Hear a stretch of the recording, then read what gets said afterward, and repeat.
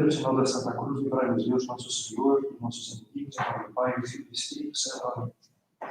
Meu Senhor e meu Deus, que digo firmemente que estás aqui, que me vês, que me ouves, adoro-te com profunda reverência. Peço-te perdão dos meus pecados e graça para fazer com fruto este tempo de oração. Minha Mãe Imaculada, São José, meu Pai e Senhor, eu hoje na guarda, intercedei por.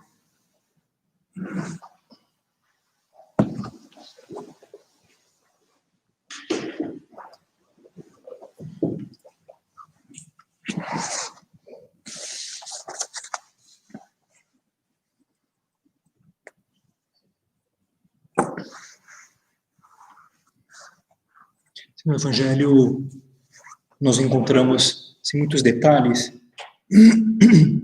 coisas que são ditas assim, como que de passagem, que numa leitura, por assim dizer, mais rápida, mais superficial, então nós não captamos, nós não percebemos, mas quando são lidos com atenção, quando nós lemos com atenção, quando nós nos detemos, nós percebemos como eles são muito reveladores. E um exemplo disso é o versículo final do capítulo 4 do Evangelho de São Mateus, em que o evangelista diz assim: então Jesus percorria toda a Galileia, ensinando nas sinagogas, anunciando a boa nova do reino e curando toda espécie de doença e enfermidade do povo.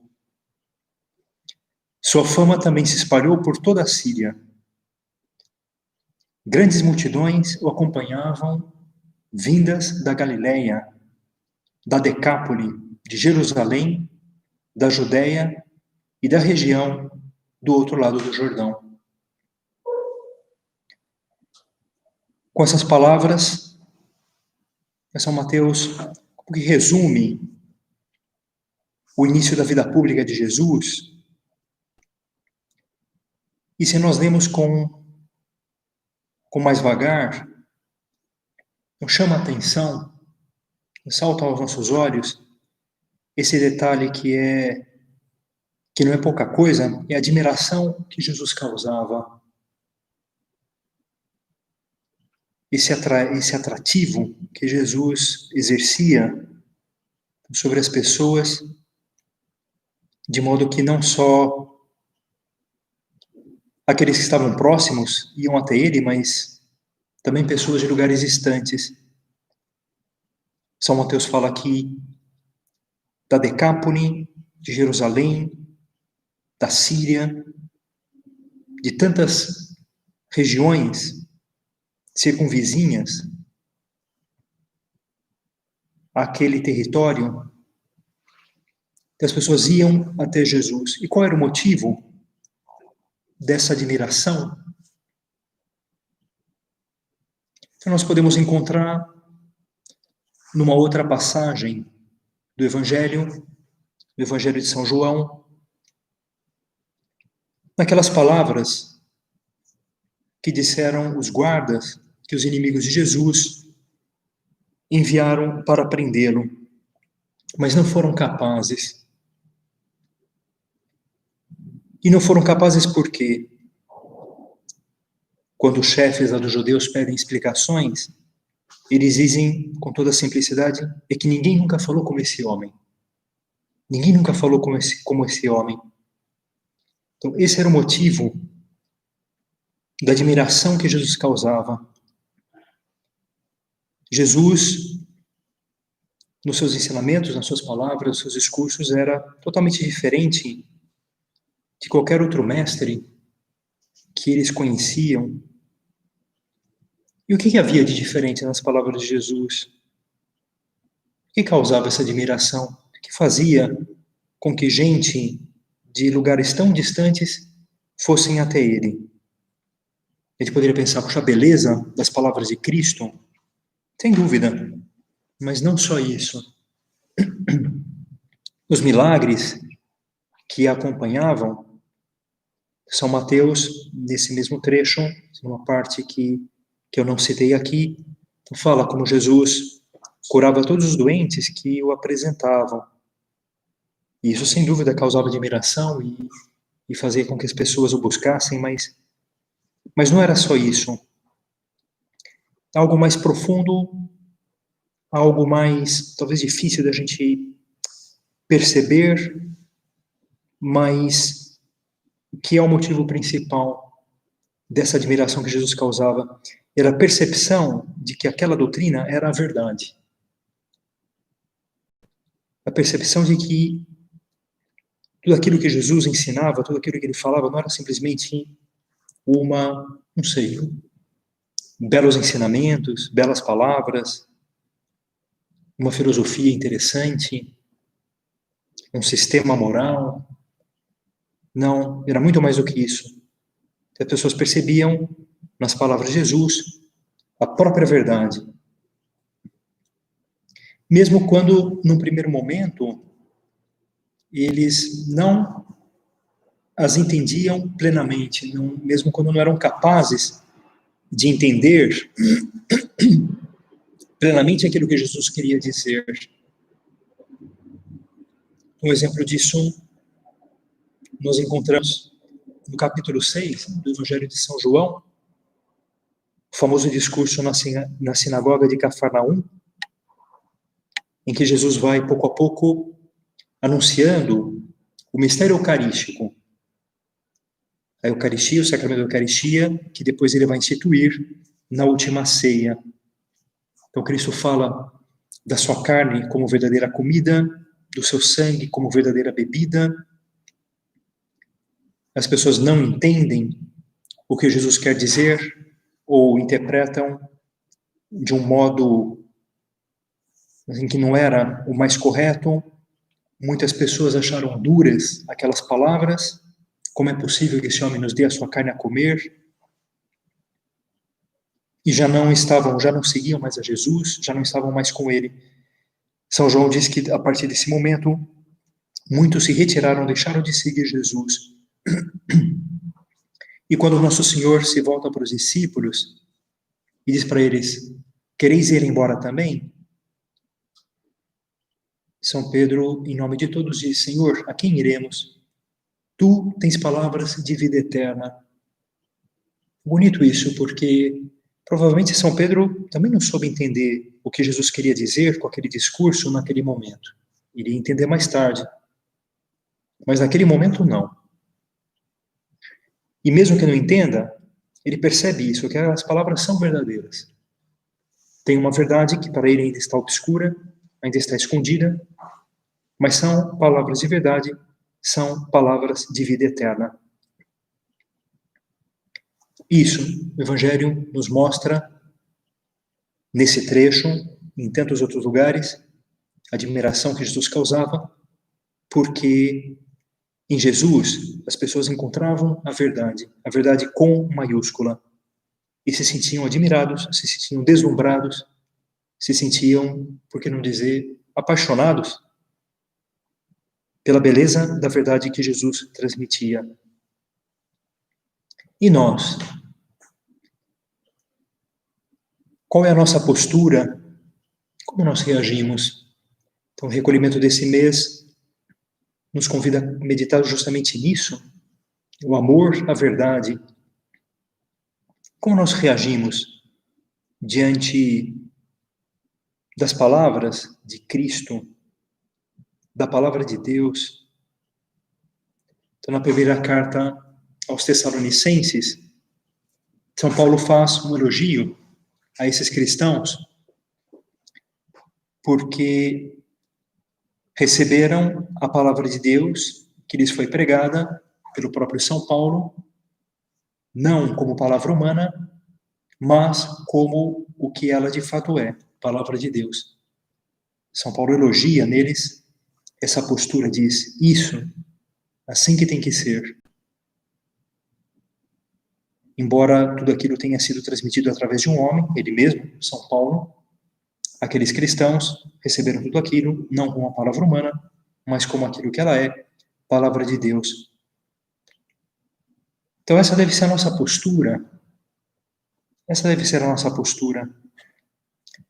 Ao receber a palavra de Deus que nos chega através do Evangelho, ao receber a palavra de Deus que nos chega através da igreja, ao receber a palavra de Deus que nos chega através do Papa, do magistério da igreja, através de tantos meios, do exemplo dos santos, entender que tudo isso não é simplesmente uma opinião, entre outras, ainda que muito acertada, né? A gente poderia pensar, não é simplesmente uma teoria a mais, não é simplesmente uma visão de mundo que pode conviver com outras igualmente válidas. É verdade que todas as opiniões, bom, muitas, talvez não todas, mas muitas opiniões, muitas teorias merecem todo o respeito, as pessoas merecem todo o respeito, mas aqui se trata da palavra de Deus, que é a verdade. Então não é uma teoria a mais, uma hipótese entre outras, mas a palavra de Deus, que é palavra de verdade. Então por isso a nossa postura deve ser assim, como daqueles tessalonicenses. Então receber não com a palavra humana, mas como palavra de Deus. E essa postura, nós podemos dizer que ela se desdobra em 3 atitudes.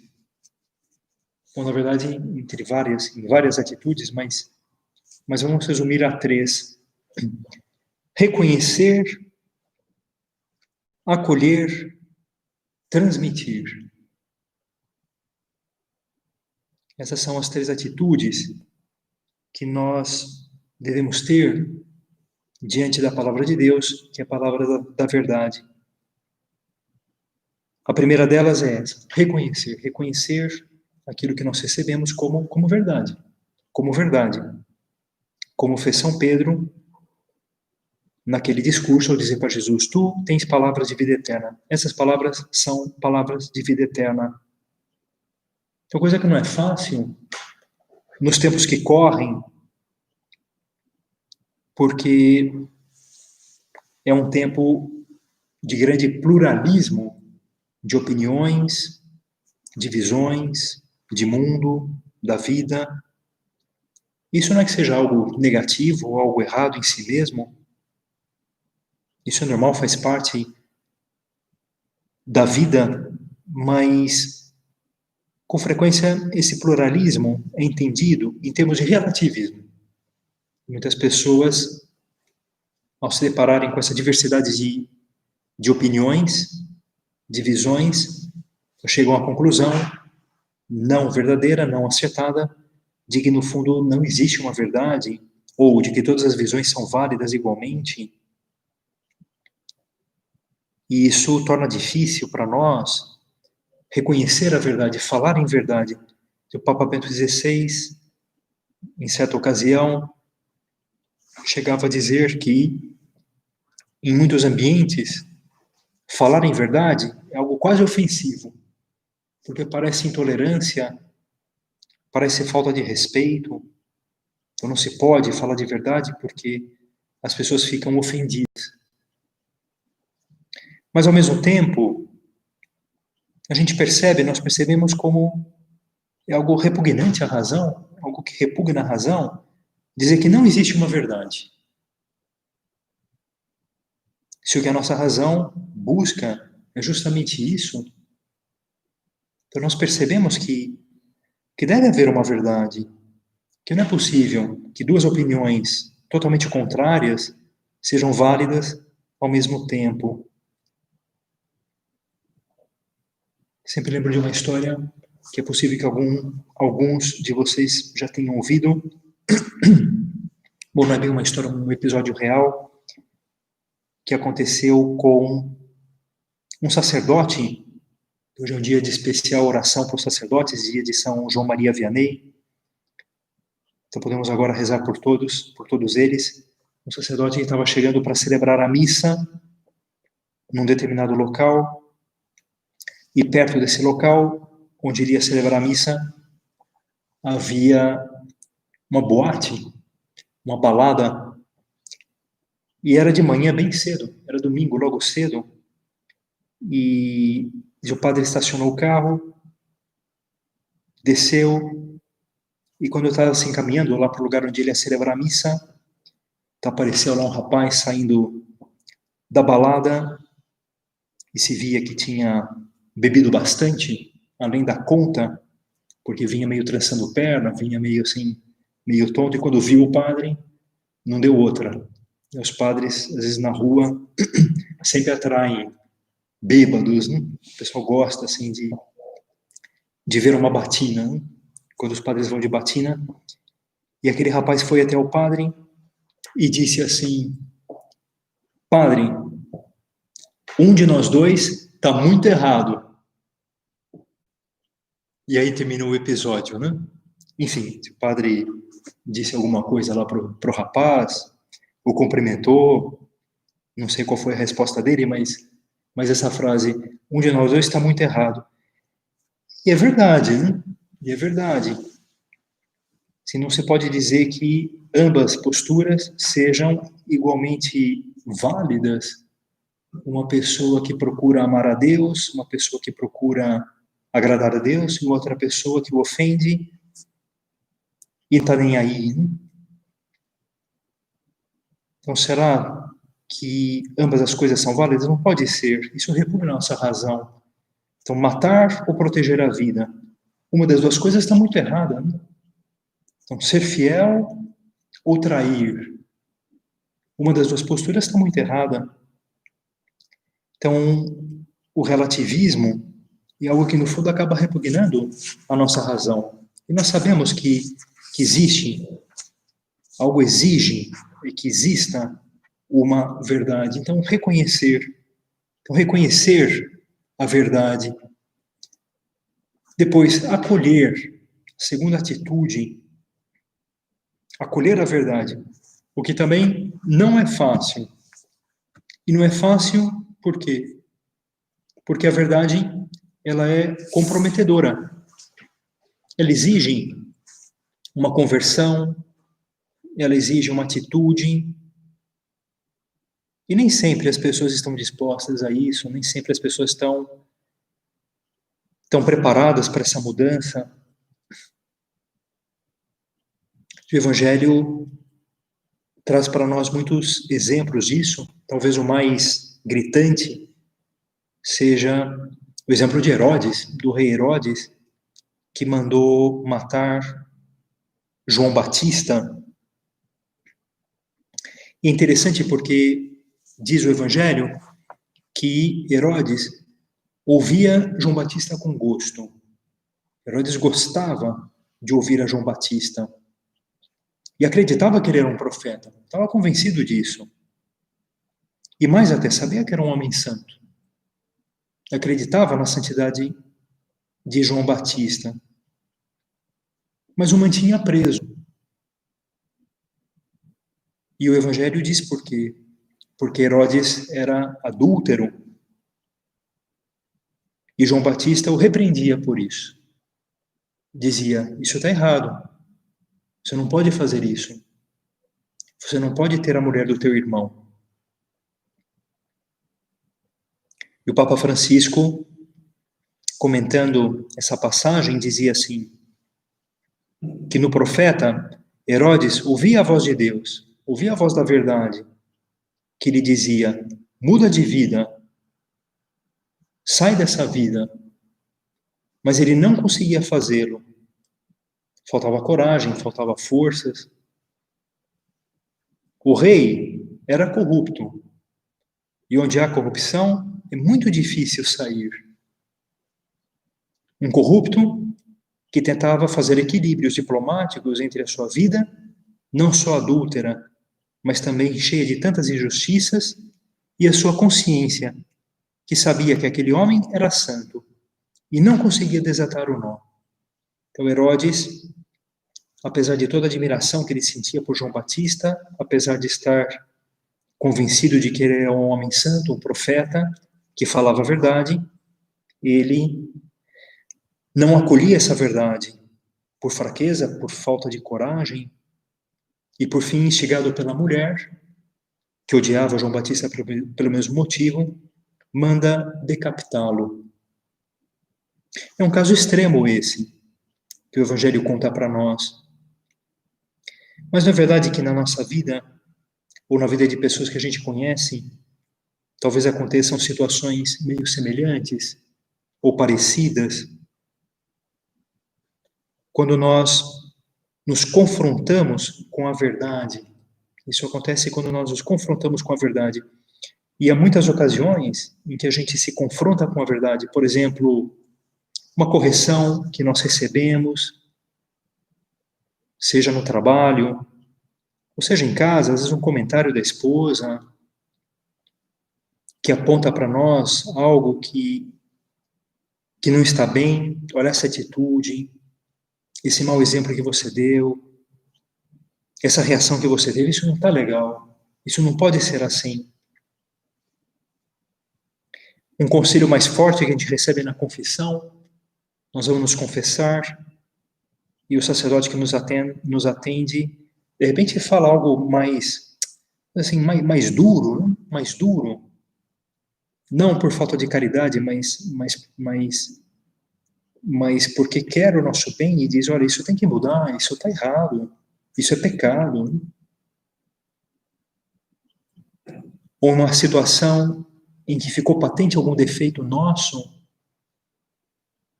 seja no encontro familiar, numa festa, ou também no ambiente de trabalho, e nós percebemos, nós nos confrontamos com a verdade. Aquela situação foi como um espelho cruel, que mostrou para nós como nós somos, como nós agimos. Ou então um ponto da doutrina que nós descobrimos, talvez estudando, lendo um livro, estudando o catecismo, e que nós não estávamos vivendo. Quando a gente se confronta com a verdade, como nós reagimos? Qual é a nossa reação? Nós temos a coragem de retificar, de mudar, de pedir perdão, de dizer, é verdade, essa minha conduta está errada, essa minha atitude foi equivocada, isso não está bem, então vou mudar, vou retificar.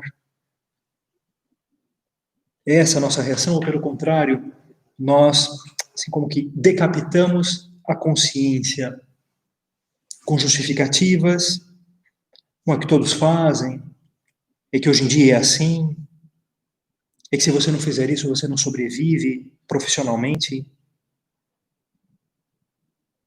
ou com desculpas, é que no meu caso é diferente, ou então com acusações aos outros, os outros são piores, eu não sou tão mal assim. Às vezes, nós agimos um pouquinho como Herodes, nesse episódio do Evangelho. Ao confrontar-nos com a verdade, nós não temos coragem, nos faltam forças para mudar, nos faltam forças para dar esse passo, e nós acabamos nos justificando. Então, por isso, não é fácil, dizia, acolher a verdade. E é preciso acolhê-la. Então, não ter medo da verdade. São José Maria dizia, não tenhas medo da verdade, ainda que a verdade te acarrete a morte. Né? Nem sempre vai ser assim, mas muitas vezes, isso sim, ela vai exigir de nós uma conversão, uma atitude. Não ter medo disso, desse compromisso que a verdade exige de nós. Então, acolher a verdade. E, por fim, terceiro ponto, transmitir a verdade. A verdade é um dom que nós recebemos de Deus, é um dom que nós temos do Espírito Santo, é um dom e, ao mesmo tempo, uma missão.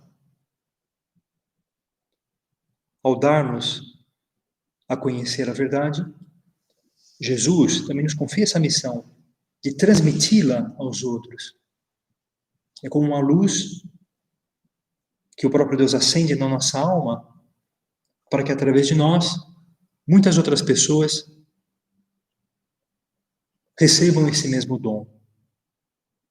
São José Maria expressa essa missão nesse texto que nós encontramos no ponto número 1 do livro Forja, filhos de Deus, portadores da única chama capaz de iluminar os caminhos terrenos das almas, do único fulgor em que nunca se poderão dar escuridões, penumbras ou sombras. O Senhor serve-se de nós como tochas para que essa luz ilumine. De nós depende que muitos não permaneçam em trevas, mas andem por caminhos que levam até a vida eterna. Como é bonito isso! Na verdade, é uma luz que Deus acendeu na nossa vida para que, através de nós, muitas pessoas possam descobrir o caminho que conduz a Deus. Então, transmitir a verdade. E como nós transmitimos? Com exemplo, sem dúvida.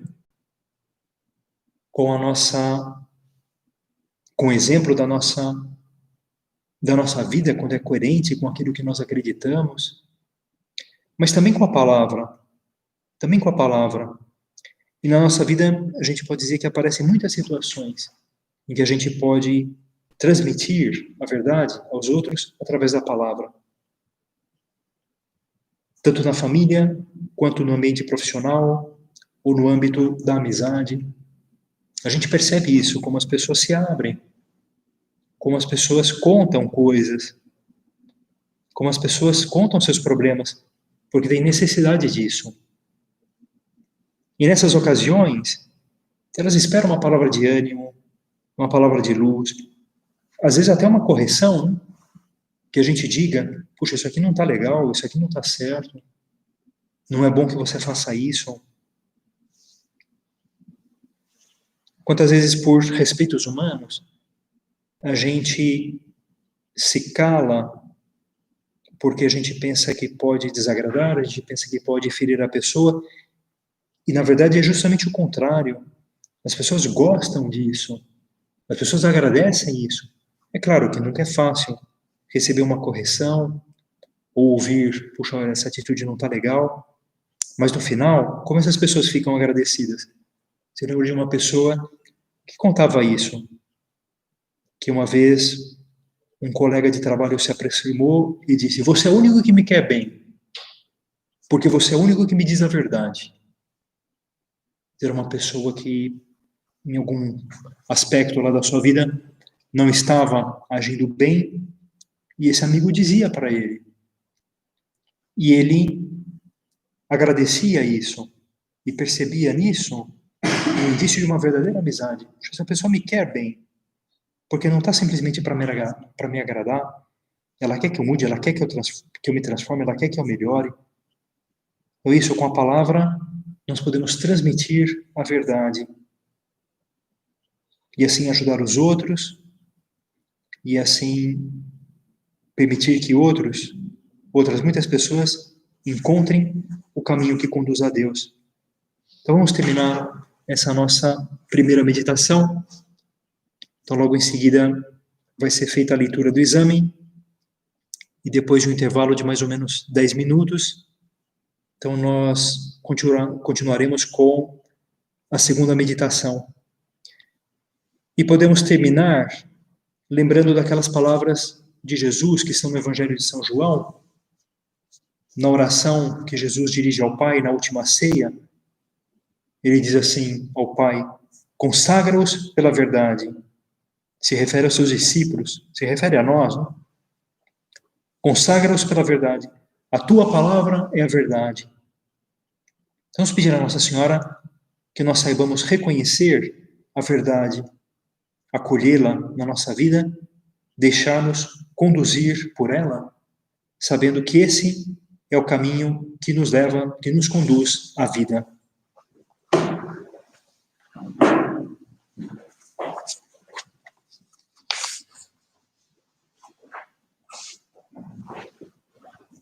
Dou-te graças, meu Deus, pelos bons propósitos, afetos e inspirações que me comunicaste nessa meditação.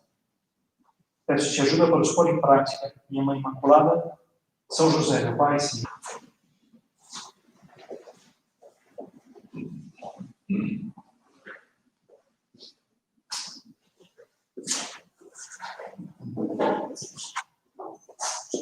Pela estrela da Santa Cruz, livrai-nos Deus, nosso Senhor, dos nossos inimigos, Em nome do Pai, do Filho e do Espírito Santo. Amém.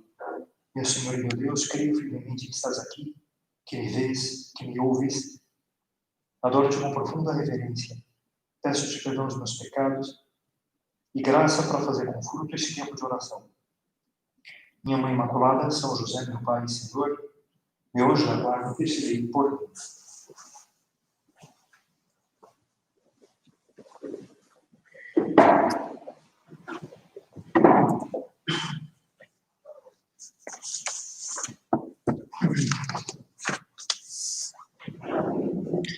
Então, quando se fala do amor à verdade, então sempre vem à memória, é possível que venha à memória de alguns, daquela passagem, aquele episódio do Evangelho de São João, que narra o encontro de Cristo com o apóstolo Natanael.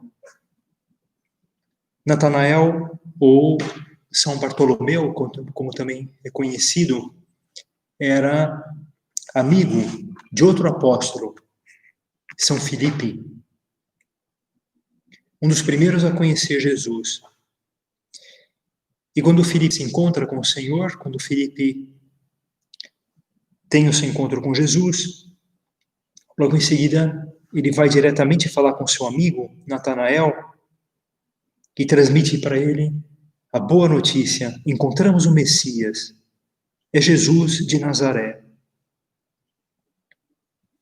A resposta que Natanael dá não é assim muito animadora, na verdade é todo um balde de água fria. Natanael diz assim: mas de Nazaré pode sair algo de bom? Como que desprezando aquela aldeia, como se não houvesse ninguém lá que pudesse fazer algo bom, algo útil. Mas Filipe não desanima. Filipe não desanima e convida o seu amigo Natanael a constatar, a ver com seus próprios olhos. Natanael aceita o convite e quando vai ao encontro de Cristo, Jesus, antes mesmo que Natanael diga qualquer coisa, diz assim: eis um verdadeiro israelita, um homem no qual não há falsidade. E Natanael, diante daquelas palavras de Jesus, então se rende, reconhece em Cristo o Filho de Deus, se ajoelha e faz um verdadeiro ato de fé na divindade de Cristo.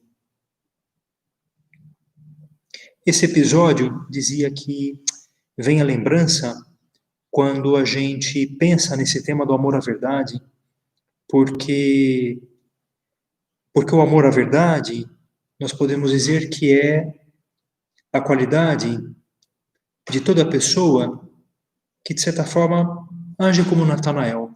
É como Natanael, ou seja, a pessoa em cuja vida não há fingimento. Uma pessoa que ama a verdade é uma pessoa em cuja vida não há mentira, não há duplicidade, não há fingimento. E essa qualidade, o amor à verdade, então nesse caso, se manifesta numa série de outras virtudes, por exemplo, a veracidade, a pessoa que diz a verdade, a pessoa que não mente, a lealdade, uma pessoa que é fiel à palavra dada, que honra os seus compromissos, a pessoa que não abandona os seus amigos no momento do aperto, a pessoa que cumpre aquilo que promete, a lealdade e também a sinceridade, a pessoa que fala as verdades, que fala aquilo que tem que ser dito com muita simplicidade. Outra virtude na qual se manifesta o amor à verdade. Mas vamos falar concretamente sobre esse aspecto do amor à verdade, que é a sinceridade. A sinceridade, que de certa forma reúne e resume todas essas outras virtudes. quando perguntavam a São José Maria qual era a virtude que ele mais gostava, qual era a virtude que ele mais admirava nas pessoas, a resposta sempre era imediata, a sinceridade. Ele gostava, tinha assim uma admiração pelas pessoas sinceras. A palavra sincero ou sinceridade tem uma origem etimológica muito interessante. É possível que muitos de vocês então conheçam, já tenham ouvido essa explicação. Então, segundo dizem os antigos escultores, quando a estátua apresentava algum defeito, não sei, uma martelada a mais ali, ou algum buraquinho que ficava, então eles procuravam dissimular aqueles defeitos com cera. Uma cera, talvez da cor ali do mármore, ou da pedra com que era feita a estátua, algo que talvez alguém entendido percebesse, mas o público em geral não percebia. Então, para eles, a estátua estava perfeita, e de longe também não se via. Então, os escultores faziam isso. E uma estátua que não tinha cera, ou seja, uma estátua que apresentava do jeito que saiu das mãos do escritor, era uma estátua sine cera, sem cera, sincera. Era do jeito que você a via, sem dissimulações, sem nada escondido. Então, segundo dizem, explicam os entendidos, daí vem essa palavra, sincero, sinceridade. A pessoa sincera é assim, é aquela pessoa que aparece como é, sem dobras, sem fingimentos, sem falsidades. É uma pessoa que é de acordo, que é aquilo que você vê, aquilo que a gente enxerga.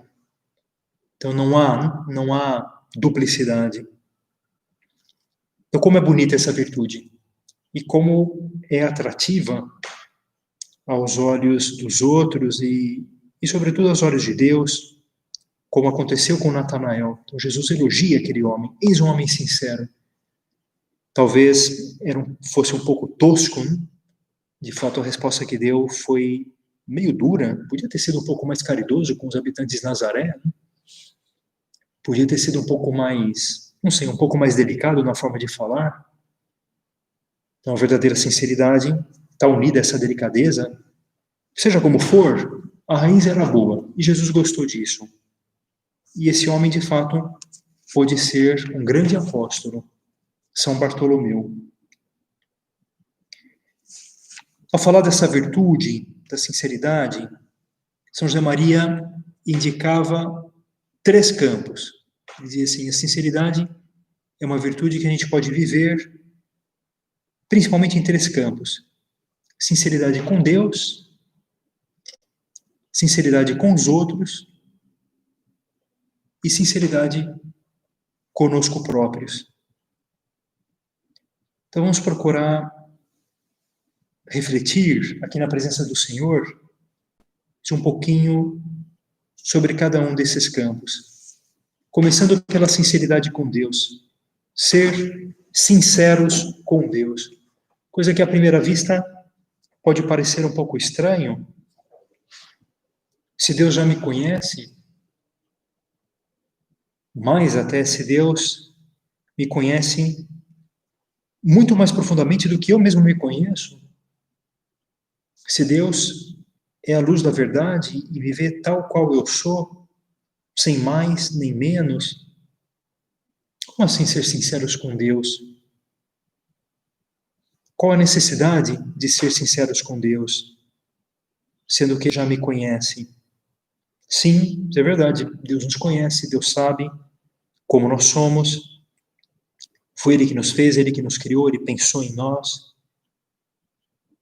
Mas se nós não nos abrimos filialmente, se nós não nos dirigimos a Ele, Ele não pode nos ajudar, não pode dar a sua graça, não pode nos guiar, não pode iluminar a nossa vida, não por falha dele, mas porque ele respeita a nossa liberdade, é extremamente delicado, e fica assim como que de mãos atadas, quando a gente não se abre a ele, quando a gente não se dirige a ele. Então, por isso é importante ser sinceros com Deus. E aqui, da mesma forma como acolher a verdade é difícil, também ser sinceros com Deus nem sempre é algo fácil, né? Nem sempre é algo fácil. Já no livro do Gênesis, nós encontramos um exemplo disso. Depois do pecado original, Adão e Eva se escondem porque ficam com medo de Deus, ficam com vergonha. Se dão conta do erro que cometeram, da besteira enorme que fizeram, mas já era tarde, não havia como voltar atrás, então eles se escondem. E o livro do Gênesis diz, de uma maneira simbólica, muito poética, que Deus, saindo para passear no jardim do Éden, ao final da tarde, percebe que Adão não está presente, vai atrás dele e pergunta a Adão, onde estás? Por que você está escondido? E então vem o diálogo em que Adão, no primeiro momento, tenta se justificar, tenta colocar a culpa em Eva, depois e ambos na serpente. Enfim, mas esse episódio nos ajuda a pensar assim, quantas vezes a gente faz o mesmo? Quantas vezes a gente se esconde de Deus? Quantas vezes a gente tenta fugir da sua vista? Coisa que é impossível, mas nós pretendemos fazer isso. Às vezes depois de um erro, depois de uma atitude que nos custa reconhecer, da qual nos custa pedir perdão, a gente se esconde, a gente se afasta. E não, ser sinceros com Deus, abrir-nos, falar com Deus. Ser sinceros com Deus na oração. Senhor, me custa tal situação. Senhor, eu não consigo vencer esse defeito. Senhor, que tal problema está me deixando preocupado, estou triste por causa disso. Seja a morte de uma pessoa querida, seja um fracasso profissional, seja uma decepção que nós tivemos com alguma pessoa. Senhor, isso me custa. Então, abrir-nos, ser sinceros com Deus na oração, ser sinceros com Deus na confissão, lembrando que quando nós confessamos os nossos pecados diante do sacerdote, é com Deus que nós estamos falando. É interessante porque há pessoas que dizem, não, eu me confesso com Deus diretamente. Mas no fundo estão se escondendo de Deus, porque sabem que Deus escuta através da confissão. Mas a pessoa fica com vergonha, fica com medo, então inventa essa desculpa. Não, eu falo diretamente com Deus, mas no fundo eu estou falando consigo mesmo, não está falando com Deus. Então não ter medo de Deus. Então falar com Ele na confissão. Senhor, pequei. Peço perdão. Estou arrependido. Estou com vergonha. Mas sei que isso está errado, quero mudar. E venho humildemente pedir a tua ajuda. Sinceridade com Deus. Então esse é o primeiro ponto. Quando nós somos sinceros com Ele, quando nós nos abrimos, quando nós falamos dos nossos problemas, então nós abrimos a nossa alma, o nosso coração, para que a luz de Deus possa entrar, nos iluminar e nos ajudar. Então, ser sinceros com os outros. Então, esse é o segundo campo da sinceridade. E a respeito disso, me lembro de um episódio que a princípio não tem muito a ver com a nossa situação, mas sim que pode nos ajudar. Quando o Papa Bento XVI estava fazendo uma viagem para o Reino Unido, faz já vários anos, houve uma entrevista durante a viagem no avião, havia lá vários repórteres, sempre costuma ser assim, e um dos entrevistadores disse o seguinte, fez a seguinte pergunta. Era uma época em que, infelizmente, haviam surgido vários escândalos envolvendo os sacerdotes, tinham vindo à tona lá na Inglaterra. Então isso tinha, por assim dizer, arranhado um pouco a imagem da igreja. E esse entrevistador perguntou para o Papa, o que a igreja vai fazer para melhorar a sua imagem diante do povo, diante das pessoas? E o Papa, naquela altura, disse assim, olha, uma igreja, mais ou menos assim, não são palavras textuais, mas a ideia era essa. Uma igreja que, no fundo, só se preocupa em ficar bem diante dos outros, então já começou errado, né? Já errou o caminho. Porque a igreja não tem como missão ficar bem diante dos outros, a igreja tem como missão anunciar a verdade, falar de Deus, transmitir Jesus Cristo. Então é isso que nós temos que fazer. Essa é a missão da igreja. Então quem errou, errou. Vamos procurar que isso não aconteça mais. Vamos corrigir aqueles que erraram. Mas o que a igreja busca não é simplesmente melhorar a sua imagem, mas transmitir a mensagem de Deus. Então, uma situação talvez um pouquinho distante, mas isso serve para nós, porque a gente pode aplicar na nossa vida esse mesmo critério, essa mesma ideia que dizia o Papa. Uma pessoa que, por sistema, quer ficar bem com todos, já começou mal. Já está no caminho errado. Então, não é esse o bom caminho. E quantas vezes essa atitude acaba dando trela, acaba abrindo a nossa vida para tantas coisas erradas. Por exemplo, isso é algo que estimula a vaidade, o querer ficar bem diante de todos a qualquer custo. Leva a pessoa muitas vezes a fingir virtudes que não tem, para ser elogiado pelo chefe, para ser elogiado pelos colegas. Ou então, ao contrário, leva a dissimular os defeitos. E a pessoa não tem coragem de dizer os seus defeitos, né? Como nessas entrevistas de emprego, não sei se vocês já perceberam isso, não sei se vocês já passaram por isso, já repararam? Como as pessoas têm dificuldade para falar dos próprios defeitos, né? Qual que é a tua qualidade? Eu sou uma pessoa trabalhadora, eu sou uma pessoa organizada, eu sou uma pessoa que tem grande capacidade de trabalho e assim por diante. E qual que é o teu defeito? O meu defeito é que, pois o meu defeito é que eu agarro as tarefas até o fim. Eu não sei desistir, esse é o meu defeito, né? Esse é o meu defeito. As pessoas falam, né, no fundo, têm dificuldades para falar dos seus próprios defeitos e acabam meio que dissimulando, né?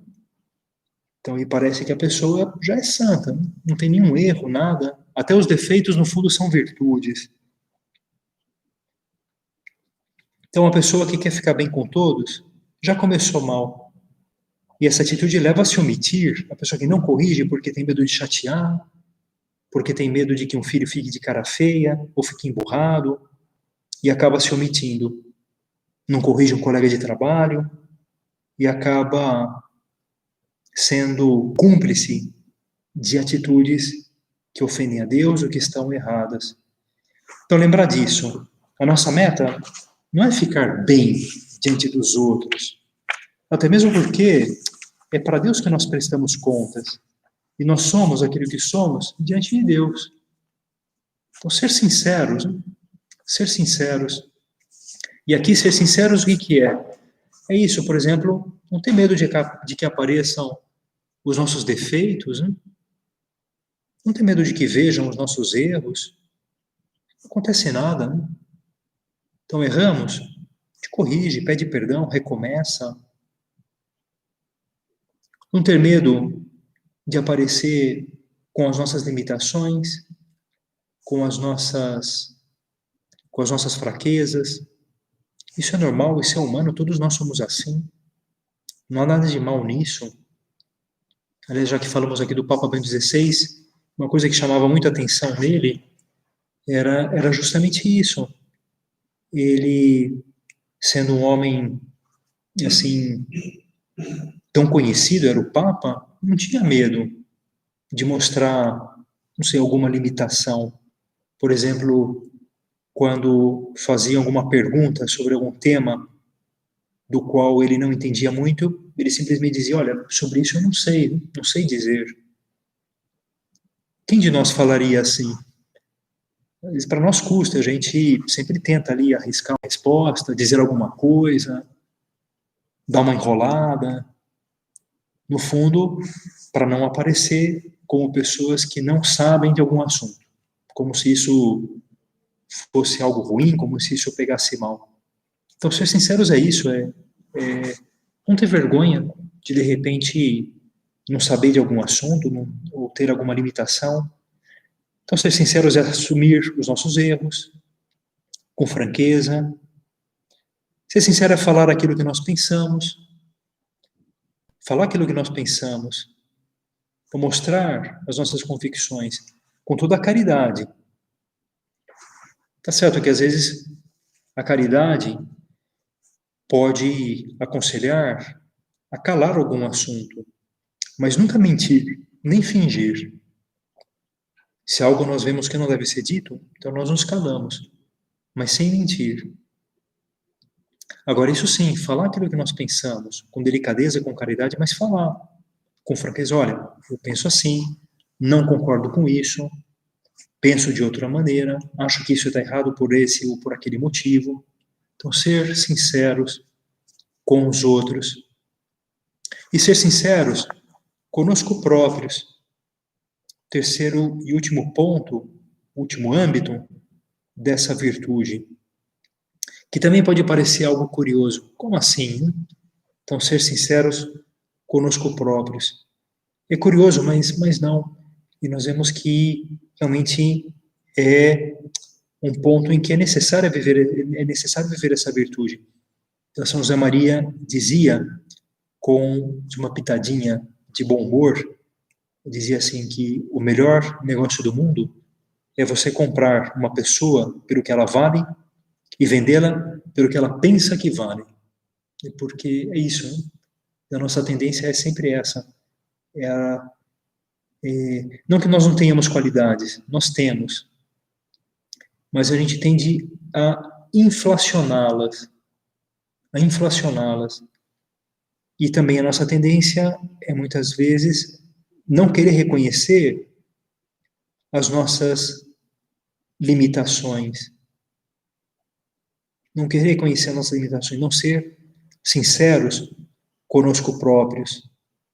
Ou, às vezes, isso também pode acontecer, da gente querer justificar para nós mesmos coisas que, no fundo, nós sabemos que estão erradas. Nós sabemos que estão erradas. E acabamos levando, então, como que uma vida dupla, né? Uma vida dupla. Enquanto ninguém fala nada, enquanto ninguém toca no assunto, a gente vai tocando a vida, mas no fundo, a gente sabe, né, que esse comportamento, essa atitude, essa conduta não está legal, não está boa, nós teríamos que mudar, mas a gente não muda. E a gente acaba se justificando. Então, ser sinceros conosco próprios. Então, já diziam os antigos, como uma máxima de sabedoria, conhece-te a ti mesmo. Então, conhecer-nos a nós mesmos, tal como nós somos. O conhecimento próprio é muito importante no caminho da santidade, porque assim nós podemos orientar o nosso esforço, a nossa luta. o nosso empenho para melhorar, para viver as virtudes, para amar mais a Deus. Então, conhecer-nos a nós mesmos. Então, ser sinceros conosco próprios. Então, reconhecendo os nossos defeitos,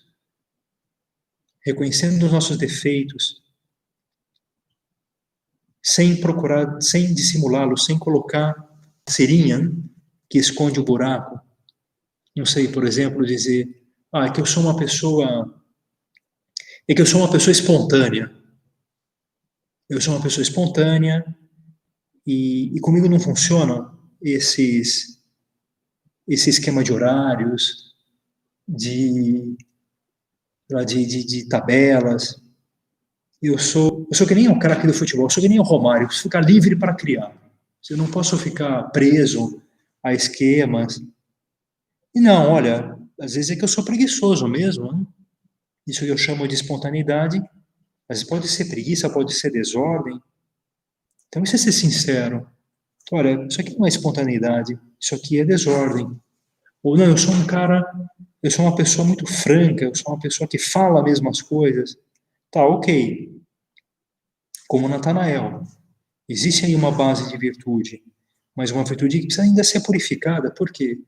Porque eu acabo faltando à caridade, ou às vezes acabo sendo muito duro com as pessoas, ou acabo sendo muito teimoso, né, em expressar as minhas opiniões. Então, ser sincero conosco próprios. Não é simplesmente, sim, sou uma pessoa aberta, mas ainda há uma série de arestas que precisam ser limadas, que precisam ser lixadas, que precisam ser buriladas, né? Então, reconhecer os nossos defeitos e também reconhecer as nossas possibilidades. Então, ser sinceros conosco próprios não é só reconhecer defeitos, também reconhecer as nossas possibilidades, coisa que nem sempre é fácil. Nem sempre é fácil. Como se costuma dizer, né? Vulgarmente, a gente não acredita no nosso taco, naquilo que a gente é capaz.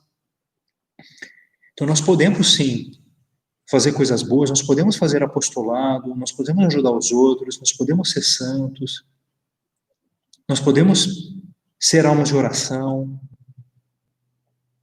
Não é verdade uma pessoa que fala, não, eu não sou capaz de nada, tudo que eu faço dá errado, a minha vida é um fracasso. Isso não é verdade. Essa pessoa não está sendo sincera. Ou está exagerando, pelo menos, está exagerando os seus defeitos. Então, ser sinceros conosco próprios é também reconhecer as qualidades e virtudes que nós temos e que, com a graça de Deus, nós podemos desenvolver e chegar à santidade e fazer muito bem e imitar a Jesus Cristo. Então, vamos terminar a nossa meditação olhando, como sempre, para o exemplo de Nossa Senhora e pedindo a sua ajuda. Na ladainha do terço, há uma invocação que nós rezamos para Nossa Senhora, que é essa, espelho da justiça, que a gente pode ler também dessa maneira, espelho da verdade, Nossa Senhora, que é espelho da verdade, aquela que mais e melhor reflete a imagem, a luz de Deus, que é a luz da verdade. Então, que ela nos ajude a viver essa virtude, a virtude da sinceridade, que nos faz tão atrativos aos outros, no bom sentido, né? E que nos faz tão agradáveis aos olhos de Deus.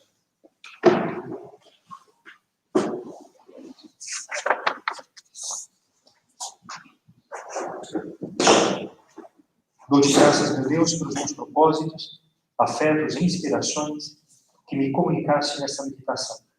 Peço-te ajuda para os pôr em prática. Minha Mãe Imaculada, São José, meu Pai e Senhor, meu anjo da guarda, intercedei por mim.